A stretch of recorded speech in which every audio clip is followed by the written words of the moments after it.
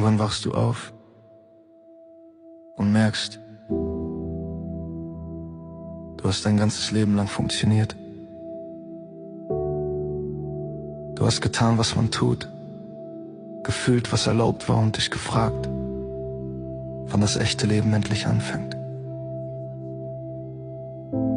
Man nennt es Alltag, ich nenn's Betäubung. Ein System aus Terminen, Zielen, Erwartungen und einem Lächeln, das längst müde ist.